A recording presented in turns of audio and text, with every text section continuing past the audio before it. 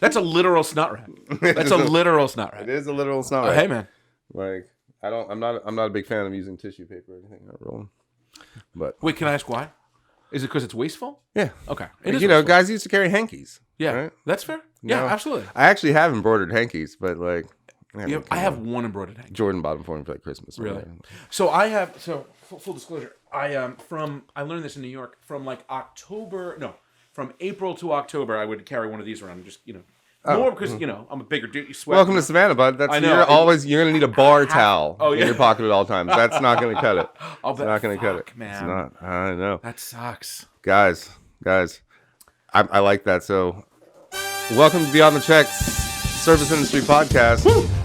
I'm Reyshan Parker. If you get a chance, please go watch season 1 of my cooking show, Beyond the Check Worker Owner Edition, where I go hang out in worker-owned restaurants and find out about the chef's lives, the history of the restaurant, and then, of course, cook up and try some of the best dishes they have to offer. I have one of the coolest dudes I've met in a little while. He's actually from one of the restaurants featured on season 2, Seawolf out on Tybee Island. I think he also bartends at their sister establishment, Lone Wolf. Absolutely. Downtown Savannah.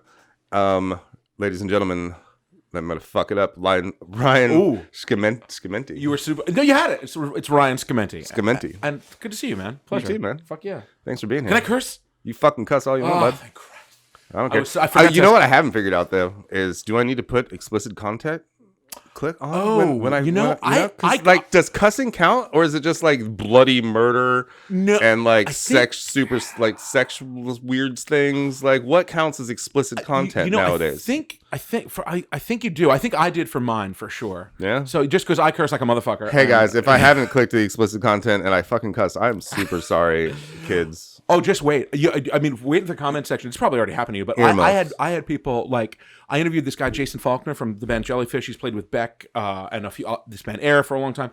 And I interviewed him and I put it on YouTube, and the comments, people were like, I can't even listen to this interview because of all the fucking they wouldn't say fucking dare they say cursing, because of all the cursing. And I was like, I was younger too, and I was like, come on, man, like the content's good. I mean, so I say fuck every once in a while. Right? Eat a dick, dude. Yeah. So like you can say I'm pretty sure you can say fuck on television now. Oh, like after like 11. First of all, it's also 2021. Like let's all just come on. Right. Though granted, I was a playwright like my undergrad, and so yeah, I put a lot of fucking good. Tarantino was huge right then. Yeah. Like so everything was fucking cussing. And so I did used to, but I learned that it's more powerful in sparsity. It is. That's true. Mm-hmm. That's true. Can I ask you a question, and not to interview you here, but so as a playwright, nobody ever interviews me. We'll talk about that later. But okay. Who are some of your people as a playwright? Like, who are some people you took to, or made you want to do that? I should say. Oh man, what made me want to be a playwright? I think I ended up as a playwright because I wanted to be an actor. Okay. And I didn't make it into the acting program, so I was like, oh, I guess I'll be a playwright. And actually, thank God, because like. The actors had it so rough, and those playwrights just like kicked it. And, like, Tennessee Williams just got to drink himself to death. Tennessee Williams on the top. I love Waiting for Godot. Oh, yeah, fuck yeah. I would love to be able to like spoof Waiting for Godot, but you will get sued until Kingdom Come if you even touch it with a 10-foot pole. But man, I did there's some hints. We have a screenplay that hasn't been made called X Eve, which is Christmas Eve in a bar. And I have some Waiting for Godot references in there where these guys, the two dudes are just sitting at the bar waiting for their weed man, and they're like, "Man, should we wait or should we just Godot?" And it's like, "Oh no, hold on." And like, "No, we're just gonna Godot." The bartender's like, "Sure, you don't want another round?" I'm like, "Okay, sure, give us another round." And then they just stay and keep waiting for the weed man. I'm like, "Hey, I don't know, should we get another round or should we just Godot?" It just keeps happening, right? Totally. So, I don't know if that's copyright infringement at all because it's really just a slight of tongue. I don't know. Should we stay or should we go? Yeah, I think it might actually be all right. The jury's still out on that one. You let me know how it works out. I haven't made the movie yet. We'll find out. Fuck yeah. Anyway. Yeah. I can talk about like play stuff all the time. I'm a big Sam Shepard fan, and obviously. You love some Shepard. Yeah, he's good. He's a good one, man. I mean, I honestly liked all the old Greek tragedies, like. Oh, dude, for Oedipus sure. Of course, man. Absolutely. Everybody dies, and there's a hand of God that comes out and saves everybody at the end. Yeah, and or everybody just dies and nothing good happens. Yeah, like that happened a lot. No, it sure did, man. all the twisted Shakespeare plays, like just putting spins on those. Like, laid the Comedy of Errors. Yeah. Comedy of Errors is probably one of my faves. No shit. Okay. Yeah. I don't think I ever actually went through that one. Okay, so here's the thing: if you're like, I would like to be into Shakespeare, but it's so hard. The BBC. This is how I cheated through college with Shakespeare. The BBC has word for word creations of every Shakespeare play ever, so you can watch them instead of having to read them. Okay. Because it's literally verbatim. Right. They made verbatim sure. Shakespeare. And so then it makes sense because you're like, oh, because you can see them talking. Yeah. And their inflections, right? And so you're like, okay, that makes sense now. I get it. Yeah. Because like as a kid, they're trying to make kids read Shakespeare at like 13 years old. Yeah. No, and it's not gonna. No, I hear you. They haven't even mastered slang yet. Yeah. Yeah. No, that's true. That's true, man. No, that's a tough one. I could never get down with Shakespeare. As much as I respect it and understand why it's brilliant, I'm just it like just flies so far. You know, it's the plot structure that I think I always liked. Like it's not how they speak or anything. Sure. Like I don't give a shit about really all your cuckolds and your. I mean, don't get me wrong. Who doesn't like to be cuckolded? Everybody likes a good cuckold every now and again. You know, but the structure, right? You know, was always really good. Yeah. Just the way stories combine and intertwine. And sure. He didn't really play with time that much. I guess that's true. Yeah. But still, you can take any of those story structures and then fuck with time. And then you get, Shakespeare with a twist. Yeah. And back to Tarantino. Boom. And back to Tarantino. Yeah. Mm-hmm. Sweet. So, yeah. Well, do you go to a lot of plays in New York? And Broadway a lot? You know what's really interesting, man? I actually listened to an interview with Ethan Hawke. And I used to go, like, once in a while. But I listened to this interview with Ethan Hawke a couple years ago. And he was talking about it. Like, specifically plays. Obviously, the guy's been in a million movies and shit. He's been on stage a lot, too. Yeah, and I guess I just didn't realize and a lot of his little, like, smaller indie films were plays. That's true. Right? That's like, very what's true. that one in the room with him and, like, one of the Wilson brothers? Fuck me. I'm not going to get it. It's him and Uma Thurman. Yeah, because they were married. And, that's right. And Luke Wilson. Yep. Nope. I'm not going to do it.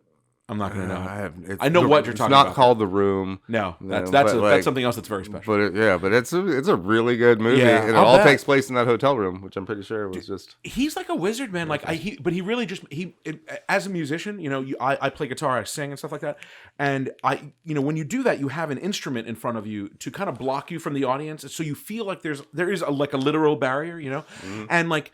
With a safety blanket, yeah, and I know you do stand up and stuff like that. Like with stand up, or certainly with plays, when you're there's nothing like that, and you're interacting with other people, and then you have this live audience here where you really have. That's such a crazy dynamic to me, man, and that's why I just had a new respect for it. So yes, I went to a bunch of plays. The last couple of years, I was in New York. I saw John Lithgow and Laurie Metcalf do that Hillary Clinton play that was incredible. I saw Jeff Daniels do To Kill a Mockingbird, which was restructured by Aaron Sorkin. Oh, what? It was incredible, dude. Man. It was so incredible, man. I would like to see that. It was really good. I saw. Yeah. So I I'm from New York my whole life, so I like the culture. Every now and then. And I think I said this in the when we were talking back at Seawolf. Like I like highbrow and lowbrow things. I have dive bars are great, cocktail bars are great. Like shit movies are great. Like highbrow, Cinema Verte is great too. Whatever. So like you wouldn't mind seeing Leonardo DiCaprio play like Death of a Salesman. No, that would probably be fucking awesome. Actually, that would probably be really awesome. Highbrow, lowbrow. Yeah, man. Or yeah. Who knows? Who's to know? Because when's the last time we put Death of a Salesman on Broadway? God, I feel like they do it pretty regularly. Do well, they? I mean, maybe not. Off Broadway? I bet it's on off Broadway a lot. It is probably off Broadway. Probably a lot. Yeah. One of my favorite plays, actually, I saw in New York City off Broadway, which was an Inspector Calls. I don't know that one. Oh man, it was so good. They had who wrote it? I'm not sure who wrote it. We have to look it up. That's okay. But an Inspector Calls. There's a movie on Netflix, or I think it's Netflix. Okay. Could be Hulu, could be Amazon. I don't know. Inspector Calls that they made into a movie. Mm-hmm. But when I saw it, they had built this house up on the stage, and it was on stilts, and they also made it rain on stage. Oh fuck. And and just just it's your classic murder mystery. Yeah. Inspector comes to the house and whatever. But I have a plate. I have a piece of one of the plates because the house crashes at one point, and all the plates break, and then they sell them as like little souvenirs, autographed. Like Oh, that's really that's people really, left. I'm also fascinated, man. Like with like stage production and stuff. You know, I do like event production stuff sometimes too. But even like, you know, back in New York, I would go to the opera. I would go to punk rock shows, like everything. But you see an opera or something like that, and the stages are so interesting. I saw one once. It wasn't Turandot, but it was something else. But they like everything like burned up at the end. It was on fire. It was like, how the fuck did they just do that in an opera house? Like I do not. And like, so that stuff is always so cool to me when like, you know, it's taken to another level. Like I saw Sunset Boulevard on Broadway. Glenn Close. I actually got Glenn Close's signature when we were autographed on my ticket stub because I was too cheap to buy a Playbill or like one of like the magazine things. You know, I was like 15 years old. I was school trip, like high school trip to New York. That's awesome. But they had a pool. They had a whole pool that like the stage opened up and there was a whole pool for the dude to fall in and die at the end. Sure. God, it's that stuff is so interesting to me. How they could do it. Yeah. I just saw Hedwig and the Angry Inch. It feels like it was 2 minutes ago, but it was probably like 8 years ago. Wow, I forgot all about that. Dude, I saw it 4 times on Broadway. I saw Neil Patrick Harris, which was great. I love the movie, obviously. I saw Michael C. Hall and then twice with John Cameron Michael. Is it Michael or Mitchell? I always forget. But it was incredible. But that stage show is nuts.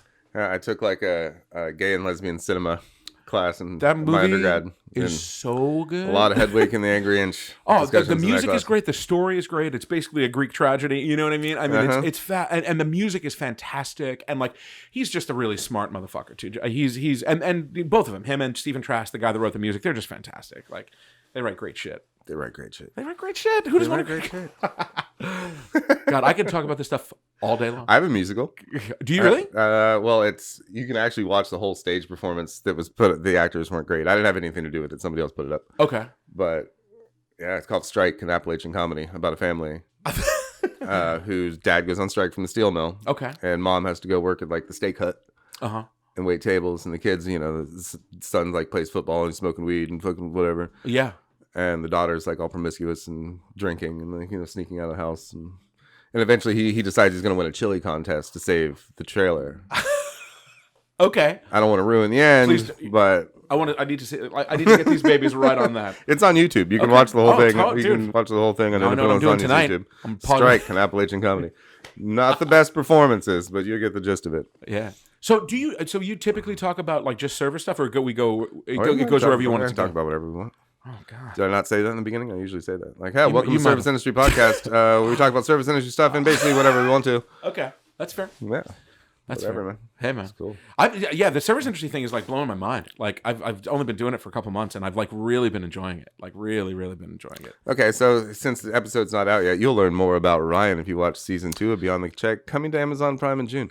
God, that was well placed, man. Good, but it was like a tennis ball right in the back corner. But Ryan did just move here from New York City to leave a teaching job. Or I was administrator. So it was a little bit of both. I was working at a college called Five Towns College. It's a great place that teaches theater, music, audio. They have a gaming program. They have a music business program, a lot of stuff like that. And I was doing career development. I was doing a podcast there. I was helping them do events. I didn't get to teaching there, but I was hired because I taught the Ryan of all trades. You know, but you have no. I mean, it's layered. But I taught audio for about 10 years at a place called SAE, which they have one in Atlanta here, SAE Institute. And I also taught at a school called the Institute of Audio Research that closed in 2017. But I taught music theory, basic digital editing, what else? Basically like how to all the like, cool kid stuff. It was and like how to like not be a dick in the music industry. That wasn't the name of the class. It would be hilarious if it was, but just how to conduct yourself professionally in that kind of environment. You can put it on your podcast in a whole episode called "How to Not Be a Dick." Make it a series. Make it a short series. We could make it a lifetime, really, because fuck, people do not know how to do that shit. But so I think it's most industries, really. Oh, that's true. Oh, 100%. No, there's always some just human beings in general. Oh, dude, you've worked in service for a long time, man. I don't know, 30% dicks. Yeah, I think that's fair. I think that's a fair number. 30%. Yeah, 30%. About a third of all human beings are just dicks. I don't. You know what's interesting to me, man, is that the front of house, back of house thing. And actually, at Seawolf, it's actually pretty level, man. Like, we have some great people there. I'm shocked, but it's such a different environment. And that's everyone just seems cool and like we're just all working together. We're doing this thing, and we're gonna go home later. It is that, you know. But whereas you go into other places, and I've dated people who've worked in the service industry, and you see like this very different dynamic between. And I get it. They're two very different animals, and like they're both incredibly difficult. And you have so many things you have to deal with, like. I mean, in all honesty, I think most cooks really get the short end of the stick. I'm not going to disagree with that.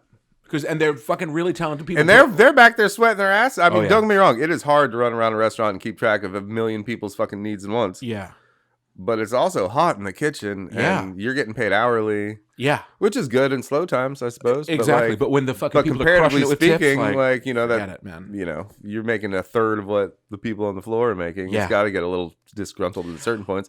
But again, you chose that profession. Right. So. Right. And I can't do that shit. I mean, I love. But that doesn't mean that it's not fair. The profession itself, probably, you know, like something needs something.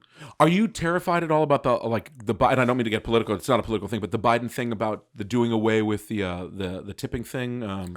Yeah, that's concerning. It's a little scary, man. I was like, dude, what the fuck? I mean, you can't. You know, like how many places would I think it would be one of those things where they did it for 6 months and the restaurant industry would collapse and they would realize like we can't do this. It's like and $15 an hour is not enough for people who are used to making between 20 and 30 exactly plus. Or more. Yeah, with tips. You know, it can be crazy. Yeah, I agree. No, it's I think putting in a system where 20% was included into all menu prices, right?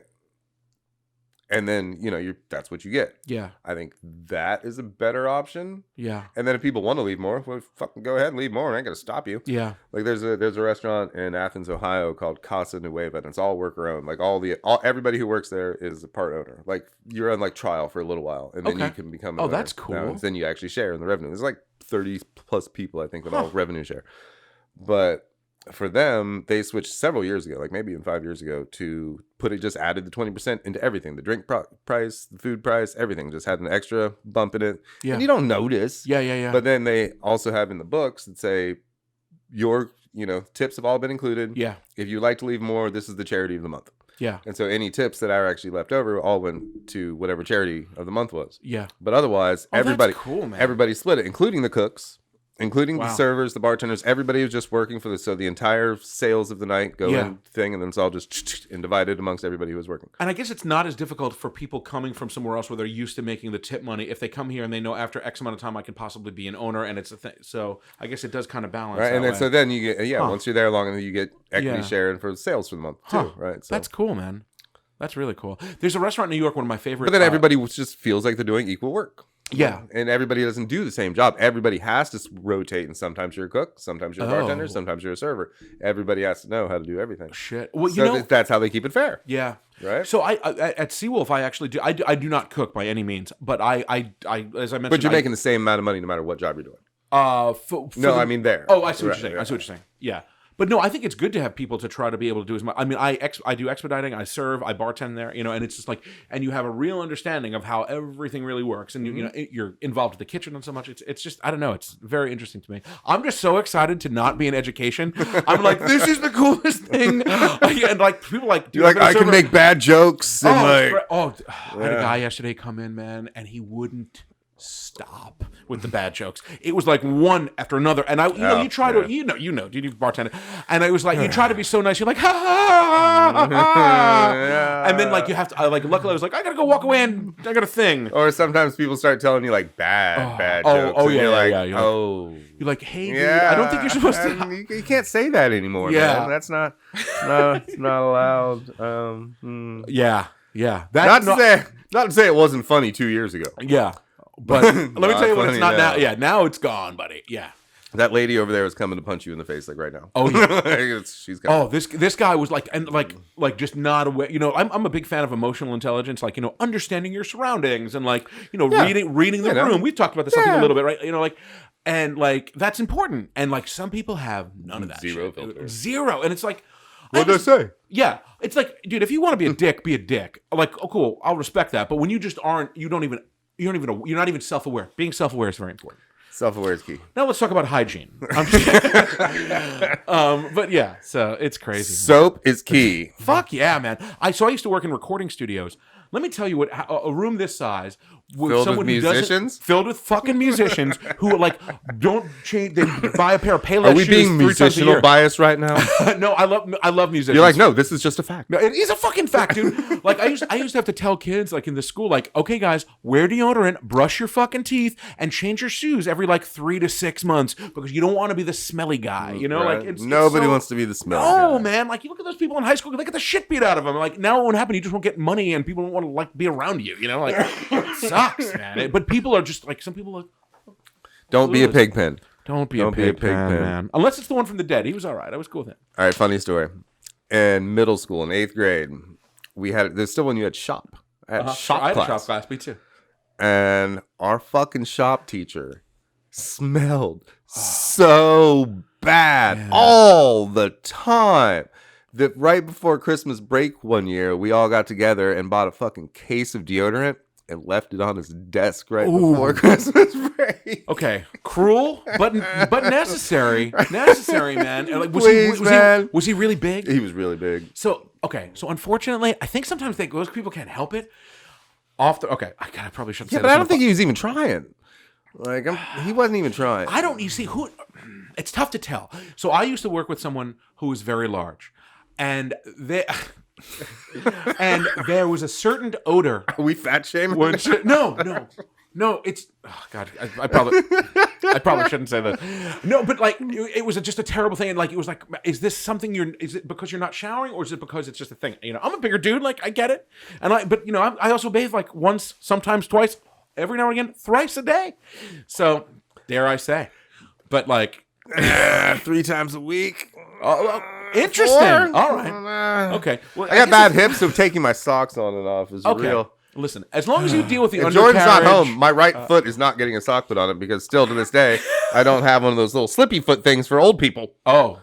To put my sock on. And Bones doesn't gift help. ideas, guys. Christmas gift ideas. I try to like get the dog like, hey, just hold the sock for me for a second. I just need to get it on my big toe. If I can get it on my big toe, I can get the rest of it on. But if I can't get it on the big toe, screwed. Yeah.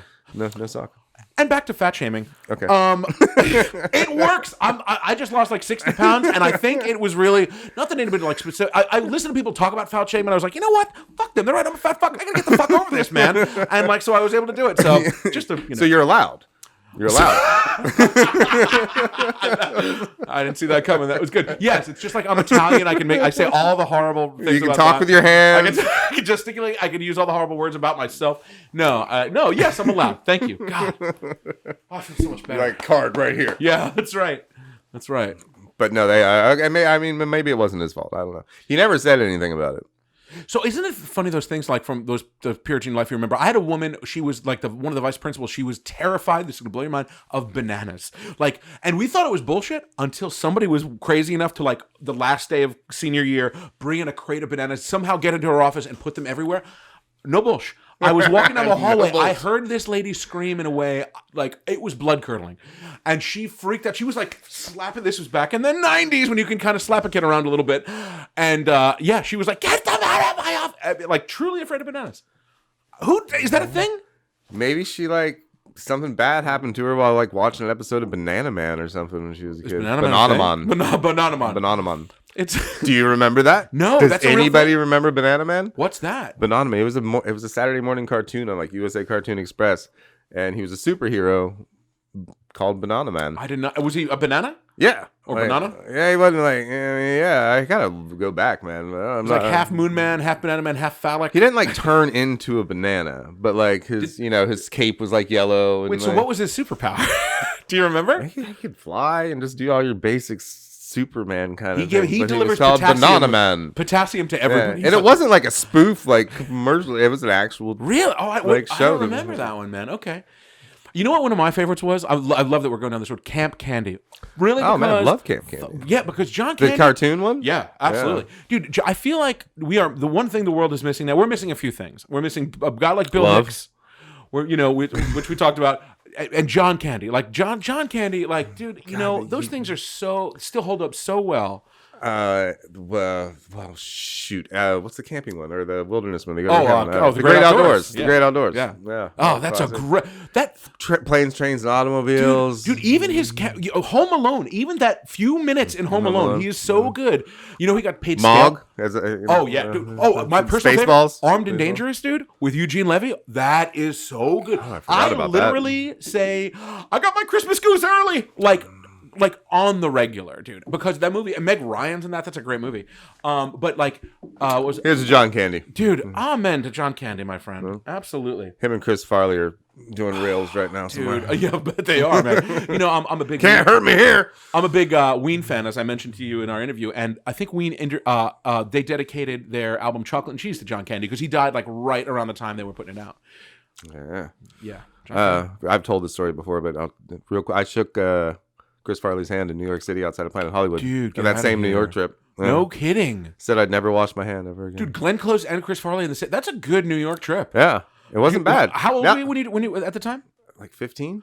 Dude, that's a pretty because it was right when Tommy Boy had come out, so God damn, man. It would have been like 1995 would have been 1995. I mean, I've had great celebrity sightings in New York. Just being from New York, it's going to happen. But like to just be there for a little while to get those two, that's crazy. And now in retrospect, Farley, that's nuts, man. Yeah, it didn't. I didn't register to me really at the time because I wasn't like that into Saturday Night Live right at the time. Yeah, and I didn't think that I liked Tommy Boy. Dude, I love when I'm a big. But looking back, I'm like, I shook Chris Farley's hand. Fuck yeah, no, that's a huge deal, dude. When I was 9 years old, my stepdad, he's a big Beatles fan of the Beatles, and we would go to like Beatle conventions in New Jersey because I was a big music person, and I saw Harry Nilsson like right before he died. Like most people only know him for like One Is the Loneliest Number or Put the Lime in the Coconut, but like I like, and so at the time I didn't really care, but now like as a huge music person, I'm a huge Nilsson fan, and I was like, dude, I fucking saw Harry Nilsson. That guy. Yeah, it's scary. Like I can go places that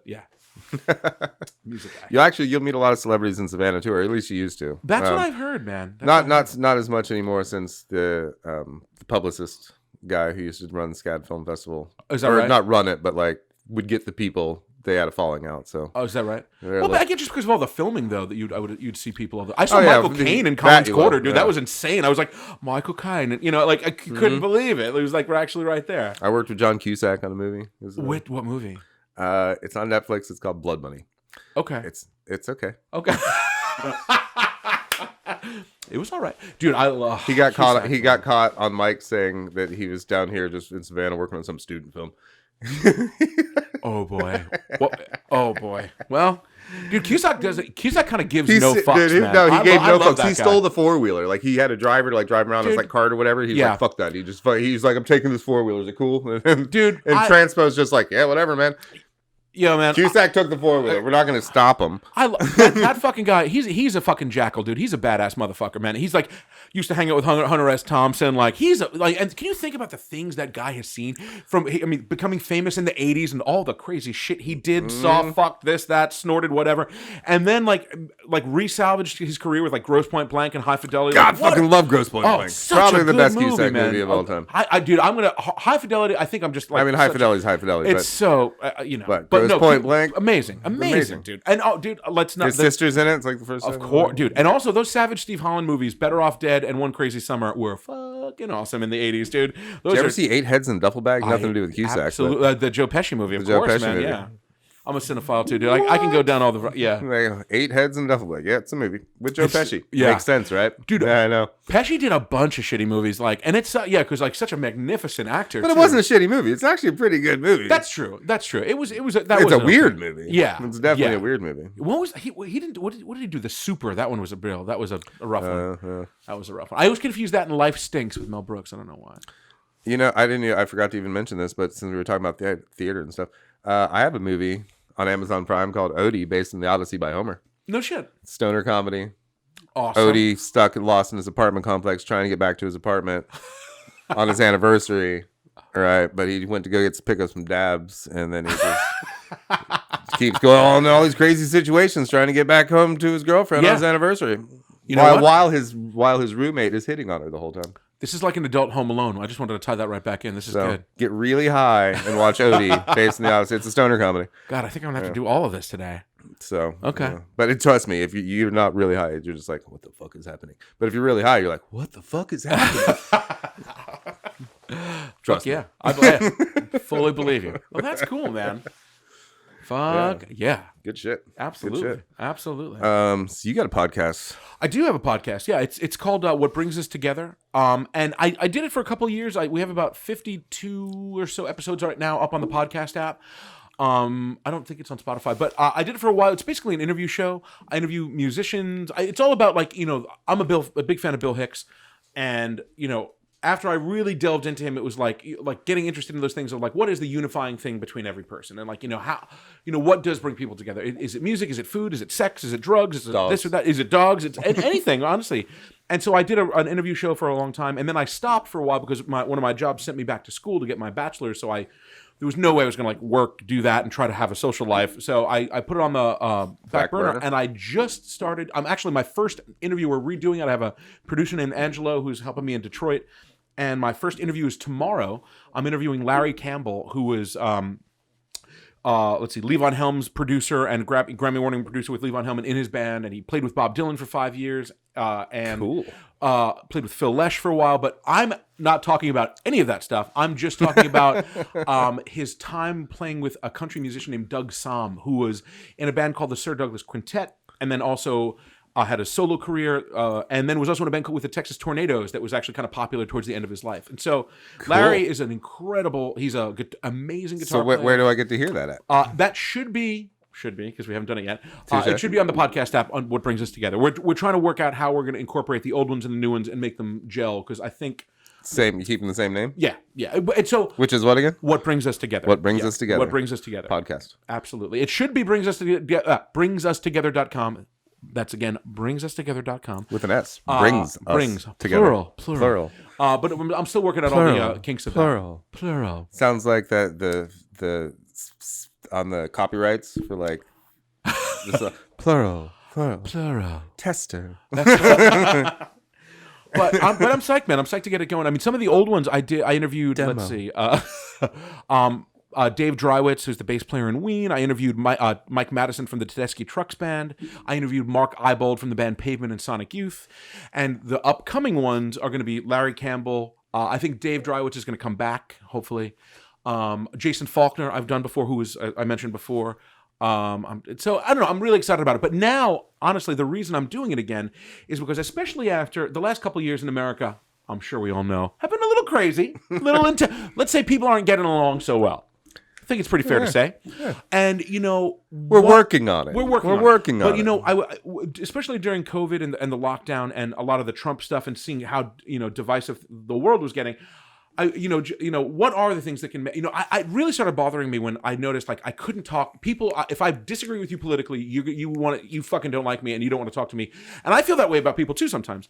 But it's kind of bullshit. I mean, it is, but it's not. It is, but it's not. It depends on how crazy they are. I firmly agree. If it's racist bullshit, you can go fuck right off. Right, 100% agree. Or if you're just QAnon me with some fucking psycho shit, totally, I'm not. But if you're a Republican who walks up to me and is like, dude, look, man, I like the traditional Republican things. Yes, I firmly agree. Like maybe some small government. Yes. And I'm not 100% against abortion. Right. I just, it's not for me. But you guys do whatever you want. No, having differences is okay. I think we should reduce the budget.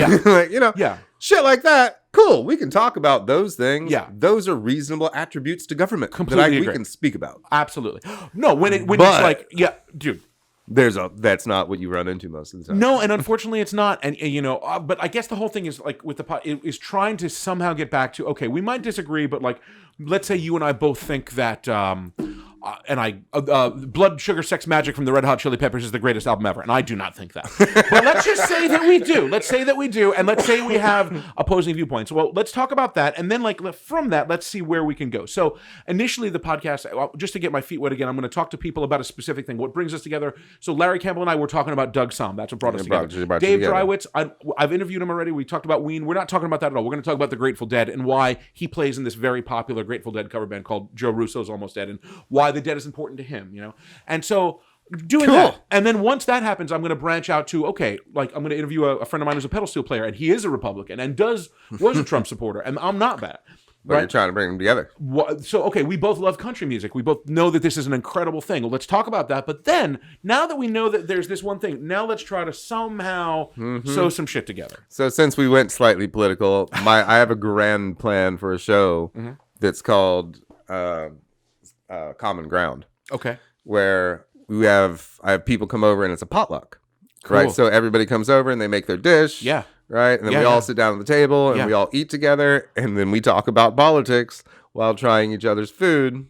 Dude, that's a good one, right? Man. So breaking bread. Yeah. And that's trying to be civil over dinner, dude. Right? But with people who are literally all from very different points of view. Yeah. To sit down and try to do it without killing each other. That's fantastic. No, dude, okay. I would put that on the fast track, my friend, because we need that shit now. I mean, that's one of the great things about Anthony Bourdain, and he opened people's fucking brains up, man, to obviously to food, but also culturally sitting down and the meal thing, and I may think differently, but let's enjoy this thing, and that's fucking great, man. Right. You need to fast.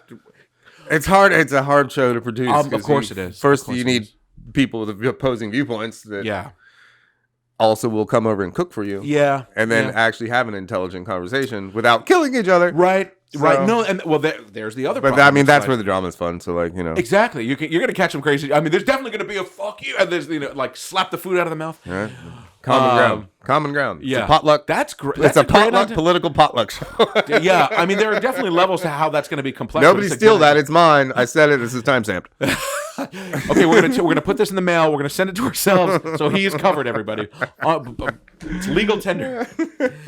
Because there are simple as climate change, right? Sure. So instead of it's fake, or it's not fake, how about pollution's gross? Yeah. Dead animals filled with plastic are gross. Can we all agree that these things are gross? So let's stop arguing whether or not it's fake, real or fake, and these hyper parabolic sides. Yeah. And just agree on the things that we can all agree on. Pollution is gross. Let's stop doing that. Yeah, I agree. I think the only problem is many people, and I can't say all, I can't generalize, on the other side think, well, there has to be a certain amount of okay, so if 400,000 dogs died because of plastic, well, that had to happen for progress, which is bullshit. You and I both know it's bullshit. Hey, it's of course it's bullshit. But that you could have found a better way. You just didn't try. I firmly agree. And I think, unfortunately, a lot of these people, and it's equally as guilty on the left with a lot of people are fed bullshit and don't wake up to things. But unfortunately, how people get their news is tragic. You know what I mean? And they're fed a narrative on both sides.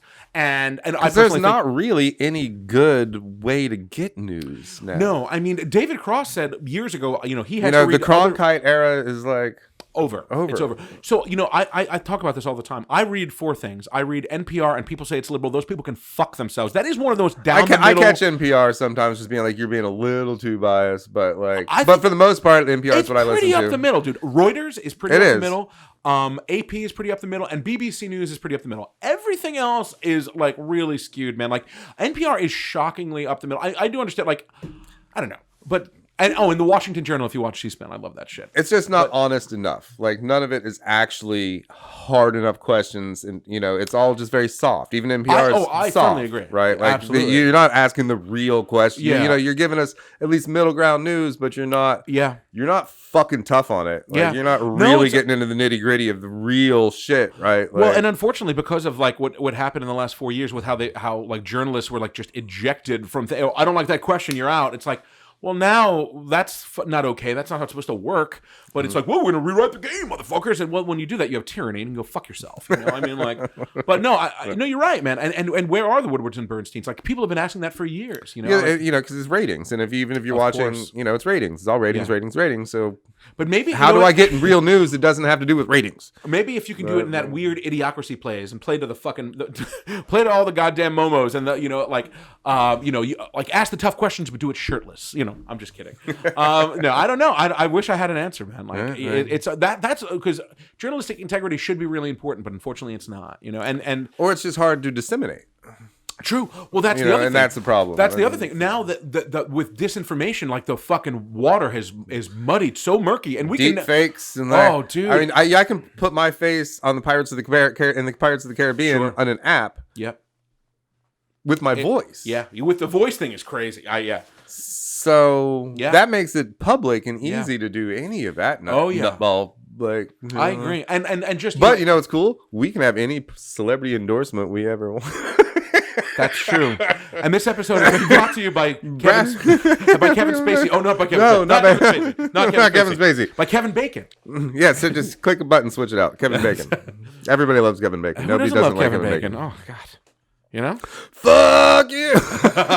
Tremors. God, what show? I used to see him around New York a lot, actually, because he used to live on the Upper West Side, and like, I mean, we're at the very least 7 people away from him right now. Oh, of course, 100%.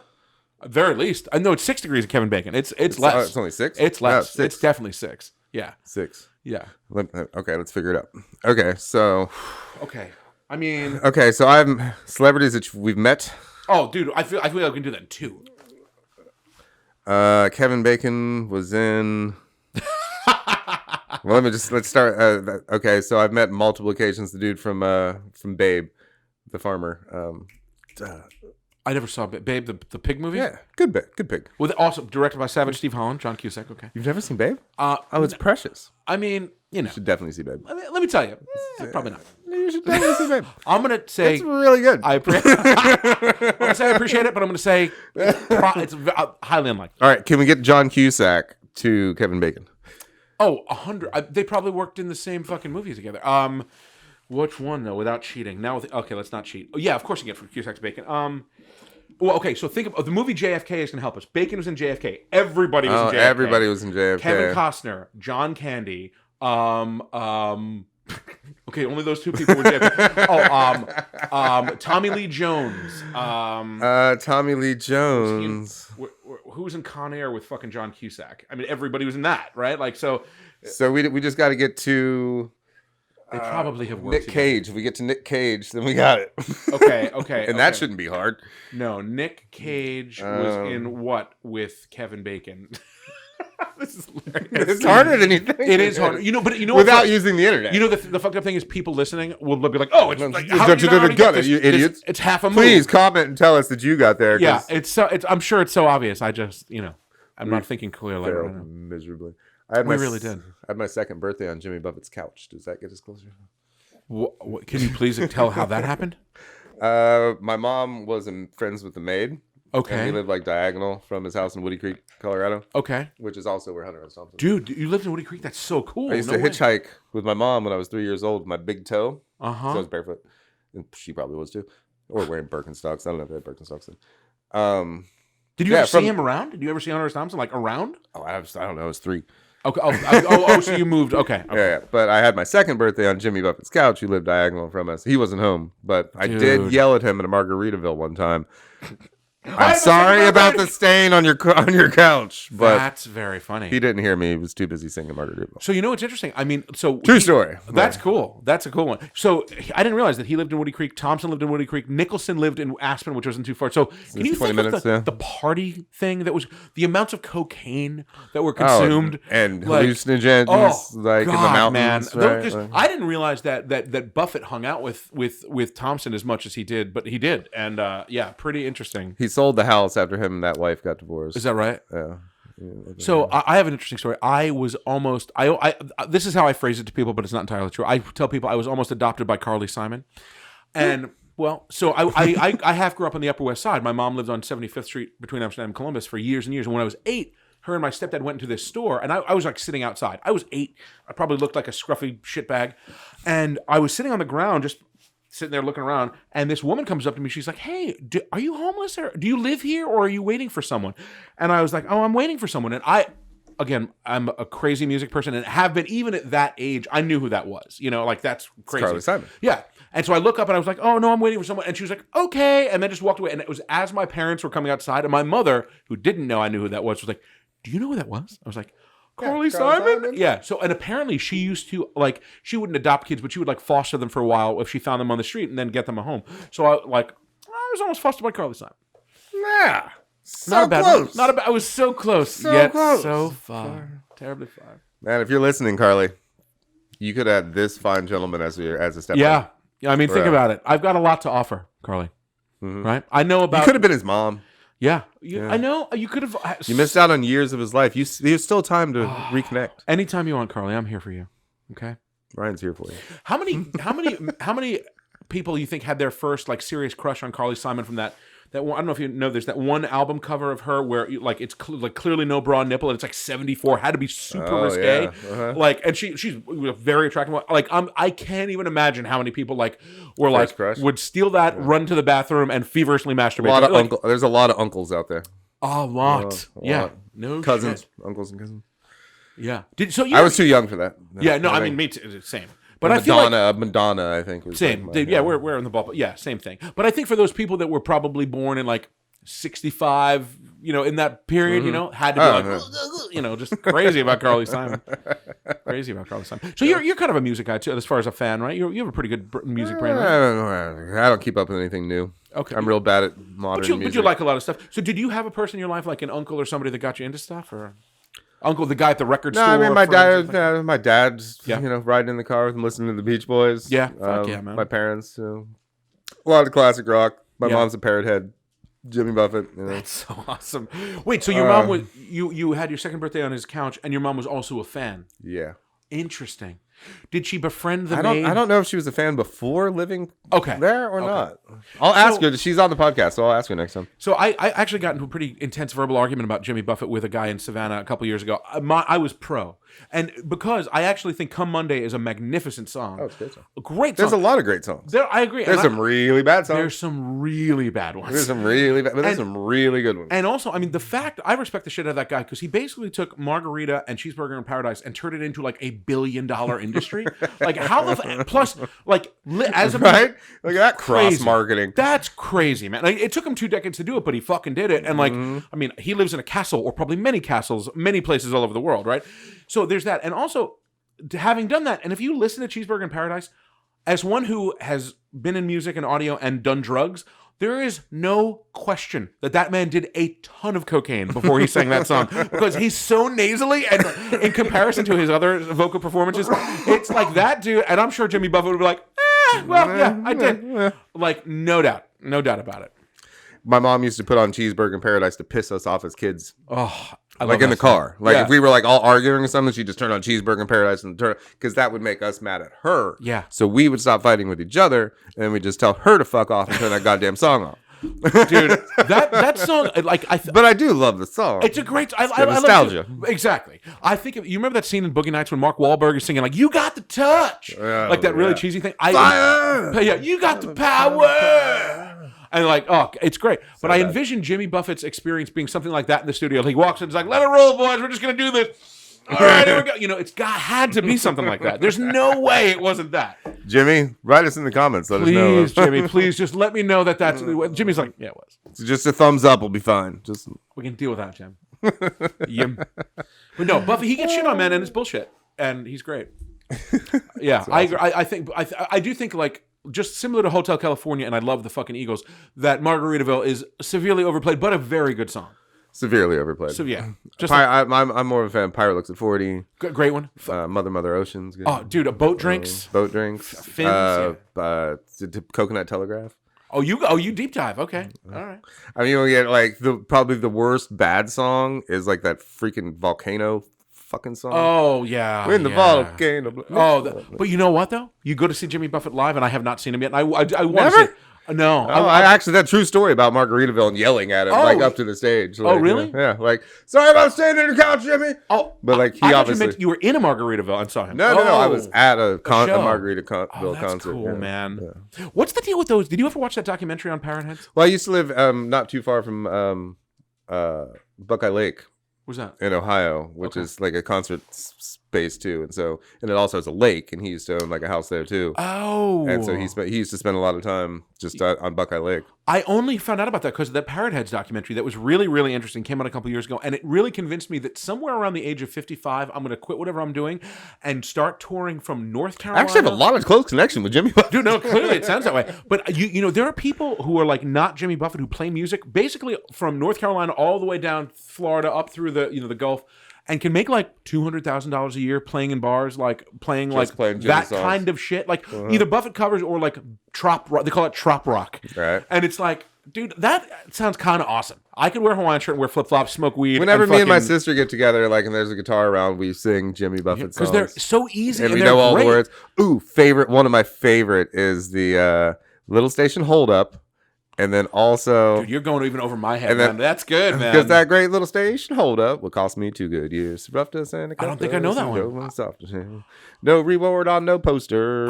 Or no picture on no poster. No reward and no bail. No. Dude, no. Yeah. You know what, man? If you come see me play when I play at Seawolf, I'm going to do Come Monday for you. And then the other one is the shoplifting one. Another shoplifting one where they go into the store and like, we grabbed $15. No, shit, that's not it. Oh, there's another one though. I don't. Dude, you far surpassed me in Jimmy Buffett. My mom's a parent head. Dude, that's awesome, dude. That's awesome. Oh, what I was going to say before, those communities that are like Jimmy Buffett retirement communities. That shit's in. There's one here in Georgia or in Savannah. In South Carolina. My buddy Nate was in town, and we were looking for a dog park, and there was a dog park in a Margaritaville community. Dude. And so we didn't realize. We just thought it was like, and they're like, oh, sweet, and they called it like, I don't know, some cheesy like. Jimmy Buffett related like, name for the dog park. But we got there and we're like, well, we just want to go to the dog park. And the lady's like, no, you got to live here. And we're like, what the? This is a whole like Margaritaville. Yeah. I mean, the fact, again, the song has turned into that. There's an entire community of like nice micro mansion houses. Absolutely. Like, dude, like, in a Margaritaville gated community. Dude, there's beer, there are restaurants, 30 minutes gated from here. Communities. Okay, first of all, we might need to take it. I feel like I need to see this. So not kidding. But again, anybody that can like move their like can brand something like that is like, it's like beyond brilliant. Like it's beyond brilliant. And it's very few people, you know, the Grateful Dead are fascinating and have like an empire based on this thing that nobody, like anyone who can do something like that is just mind-boggling to me. Sell a lot of t-shirts. A lot of t-shirts. I haven't even tried to sell t-shirts yet. Do people really buy other people's t-shirts? 100%. You should definitely get some merch. Get some merch. Yeah, good merch. Merch is important. Merch is key. I'm actually just about to start doing the merch for Seawolf Lone Wolf. Rounding it back in, and yeah, the more creative. And dude, you got a good brain, man. You can get some fun stuff in there, man. It was great. I actually make. There's a website that you can just embed into your website for all the products, and it's super called. I'll tell you later because I don't remember what it's called. Yeah, let me know, man. Yeah, but it's super simple, and then it looks like your shop. So you know, a lot of them like don't integrate into your website to make you feel like you're shopping on the. But it actually. Oh, that's cool. Yeah, it's not Squarespace. No, it's. No, tell me later. I'll have to look. Okay. Yeah. Anyway, I think we got to wrap her up here. But dude, I feel like we talked for 8 minutes. I know. Time flies when you're having fun, baby. Woo! Yeah. Well, thank you so much, man. I really appreciate it. No, man. Thanks for being here. And I hope you get to learn a lot about the service industry in your new endeavor in life. I'm feeling it, man. Yeah. And please, a whole world ahead of you, bud. I'm sure, man. And yeah, lots of things that you don't even know yet. I'll bet. Coming your way. Yeah. Please come mostly from customers. Yeah. Oh, no. I can't wait for people are crazy. No shit. So I wish you the best. I appreciate that, man. And please come to Lone Wolf and Seawolf in Savannah. And my name is Ryan Schimmenti. I play some music. I also have a country band we'll be playing this summer called the Intracoastal Playboys, playing only classic country songs. Which is a badass name. Thank you, dude. I appreciate that. We do only 1950 to 1980 country music, only in that span, except, as we talked about, one Ween song called Help Me Scrape the Mucus Off My Brain. At the moment, we'll see. But you piss up her rope, too. You know what, man? We might work that out at some point. Work it in. All right, Ryan. Well, thank you for hanging out. Cheers. Appreciate it, man. Please go like and follow us on Instagram at Independent Lasagna or Beyond the Check, as well as Facebook at Independent Lasagna and Beyond the Check. And go watch my fucking show on Amazon Prime and write it a review if you like it, because I hear it's pretty good. It's pretty awesome. I'm going to say it's pretty awesome. And look out for season 2. This guy will be in it. Woo! Woo! And love you. Cheers. Bye, guys.